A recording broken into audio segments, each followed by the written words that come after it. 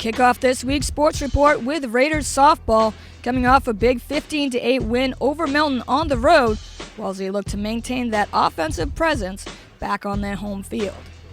It's a scoreless first 3 innings of play as both starting pitchers, Julia Pearl and Lincoln Sudbury's Mary Baxter, made their pitches count in getting out of any potential jams. Fast forward to bottom of 4th, Raiders are the ones to get on the scoreboard first, with a runner on 3rd and 2 outs, Alice Rocha at the plate, when Baxter's pitch gets away from catcher Christina Costa, and Izzy Blaber slides in safely for a Wellesley 1-0 lead.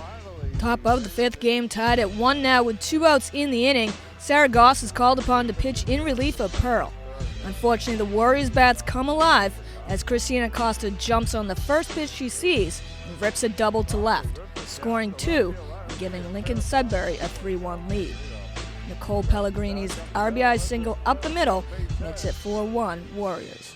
Lincoln Sudbury would add yet another run in the 6th, but a nice catch from Emily Dudak while falling down helps her teammates escape the inning with any more damage, and Lincoln Sudbury leads 5-1. And so to the bottom 7th we go. Last chance for the Raiders with 2 outs and trailing by 5 runs. Wellesley starts to rally here with some timely hitting. Sarah Goss at the plate drives in 2 with a clutch bloop single, and it's suddenly 6-3 Lincoln Sudbury, and Raiders still have a chance. But next batter, Olivia Hunter grounds out to 3rd, and all Nicole Pellegrini has to do is step on the bag for the final out of the game.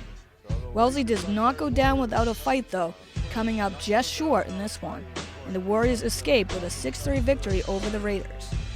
After school vacation, Wellesley will play at home on Monday as they face Natick. Now moving on to girls lacrosse, a Herget divisional matchup against the Milton Wildcats starts off closely contested by both sides.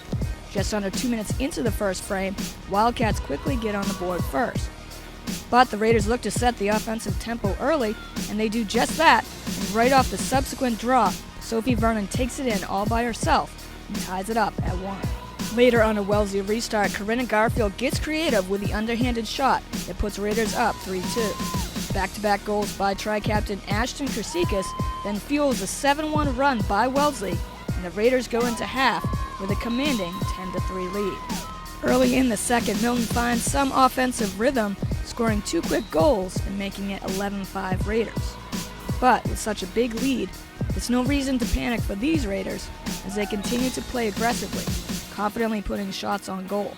After scores by Caitlin Mahoney and Caroline O'Leary, all they need to do is let the game clock run down on this one, and so a close game at the start is quickly redefined by Wellesley, and led by Sophie Vernon's game-high 4 goals, the Raiders coast to a 15-5 victory over the Milton Wildcats. Raiders will once again face a tough challenge as their next 5 games will be on the road. And so we saved the best for last, as Saturday it was a perfect sunny day for Raider baseball as they also faced the Wildcats in Milton. Bottom first, Wellesley jumps out early with their first run of the game, coming on an RBI single by Peter Stabnick. And it would remain 1-0 until the bottom 4th, with a runner on second, a laser shot to left by Taylor Beckett brings Andrew Lindquist home.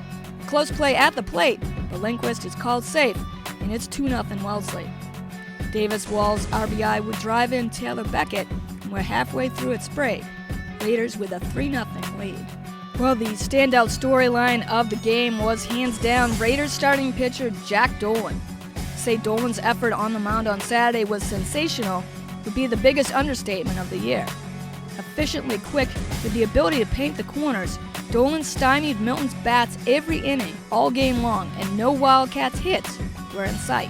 And so while the Raiders' bats contributed effectively, building a 4-0 lead, once the 7th inning came around, everyone at Sprague could anxiously start counting down the last 9 outs Milton had left.